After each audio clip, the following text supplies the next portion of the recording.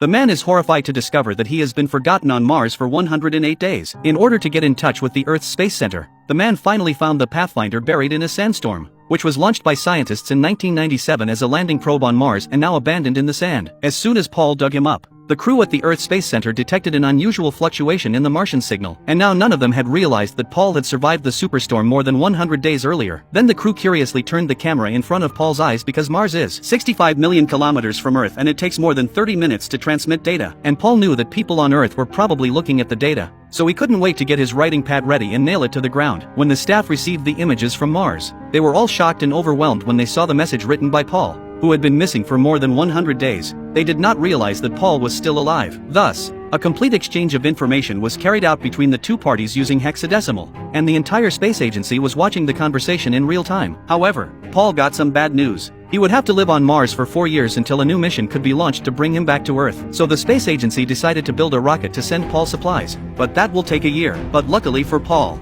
he's now able to cultivate crops on Mars that will help him overcome his food shortage for a short time. But then something unfortunate happened. Due to the sudden pressure inside the capsule, there was a violent explosion, and Paul was not only seriously injured but all the crops he had planted died. The space agency was forced to speed up the construction of the Mars supplies and send them out before they could even be tested by scientists. But the rocket hadn't even been in flight for long when it exploded violently in midair. Apparently, NASA's anxiety caused the shipment to fail, and if they had taken the time to build a new rocket, Paul would have starved to death. So the manager of the team's program secretly contacted the astronauts returning to Earth from Mars to tell them that Paul was still alive. The team leader and his teammates decided to disobey orders and return to Mars to bring Paul back, but the consequences of doing so would have resulted in the loss of all astronauts in space. After careful calculations by the scientists, there was not enough fuel for the spacecraft to enter the orbit of Mars, so Paul had to use the vehicle on the ground to find the crew. But in order for the vehicle to break through to Mars, Paul had to lighten the interior of the vehicle by 5,000 kilograms and he had to remove the doors and windshields little by little in order to dock with the spacecraft above him in a convertible. It was an impossible task,